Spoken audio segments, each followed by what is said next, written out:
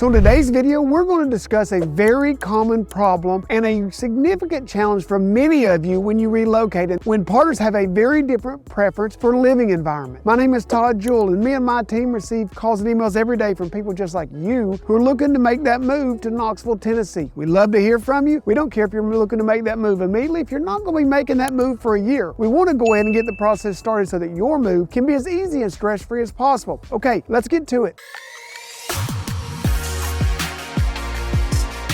So if we define the problem, one partner wants to live in the city, one partner wants to live in a much more rural environment. What does that mean when you're looking to move here to Knoxville? Well, first we need to understand that Knoxville has a very small city center. There's not a whole lot of housing around the downtown area that provides easy walking access and stuff to those city amenities. But it does usually mean here, after people visit, that what they want to be is actually, when they say, I want to be close to the city stuff, what I want to be is close to good shopping. I want to be close to a variety of good restaurants. I want to be close to maybe a Costco, Trader Joe's. I want to be close to the schools and those types of things. And I want to live in a residential area that's really close to all those amenities, immediately surrounds that. Well, here's a negative that I hear that goes along with that. To get there, you're also going to be in an area that's more congested. There's going to be some more traffic. There's going to be homes that are usually in developments that have the homes much closer together. So you're going to have to be in that environment to get that access. And I hear from the other partner, I am already in that. I'm moving from congestion. I'm moving from those things, and I want to be more out. I want to be where I feel like I have more space. I have a little more laid back lifestyle. Things move just a little slower. Traffic is a little less. I still want to be able to get to those things, but at the same time, I don't have to have them really close. So how do we solve that problem? Well, let's talk about it. So the first way that we solve that problem is we bring it to the surface really early in the process. So if you work with me, Living in Knoxville team, one of the things that you're going to notice is we really want to do a Zoom meeting with you initially as our first contact when we have a real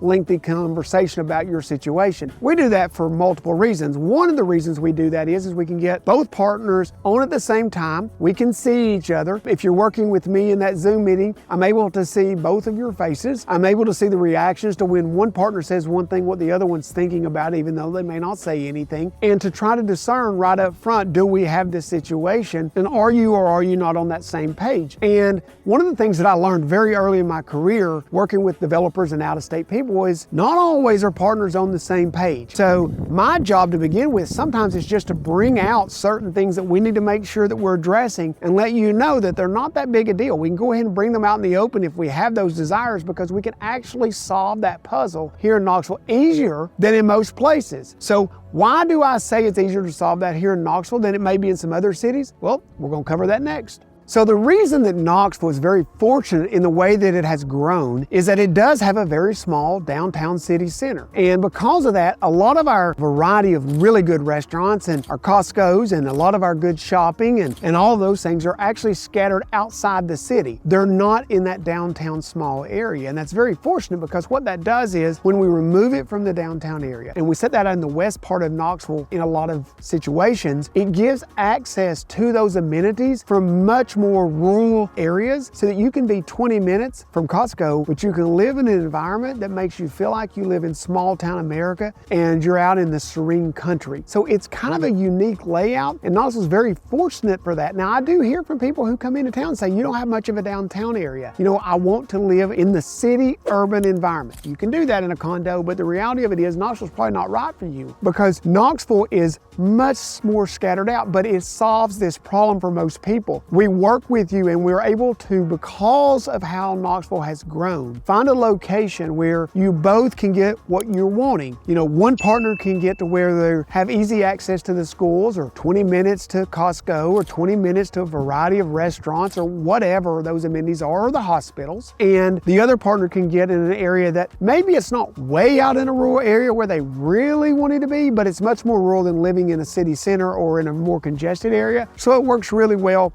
for both people in the partnership. So what's the benefit of living in the city environment more or closer to all these amenities? You know, you can step out your door and within 10 minutes, go get anything you really need, find multiple places to eat, get the kids to school and all those kind of things. So, you know, if you're someone who just absolutely wants to be really close, then, you know, that city life is for you. If you're someone who wants to walk a lot to dinner and those kind of things, we probably are going to need to look downtown if you determine Knoxville is right for you. But most people just want easy access, 10 minutes or less of those things. And so we find that in West Knoxville and other areas around Knoxville, really close to all these amenities. I hear from the people who are really wanting to be out in a rural area where what they tell me is they're just tired of all the traffic from where they're coming from. They're tired of being close to their neighbors. They want to get out to where they can enjoy nature. They want to get out where it's quiet in the mornings or in the evenings. They want their blood pressure to drop. And I understand that. So both perspectives have really big positives. And so I can understand why it's easy for people who've been together for a long time to want a little bit of both in that relationship. So how do we solve that problem now? Well, we've identified what's the good about living in a city environment. We've identified what's the good things about living in a rural environment. We've identified a little bit about the negatives of what's from being in those environments. But now let's talk about how Knoxville's unique layout helps us solve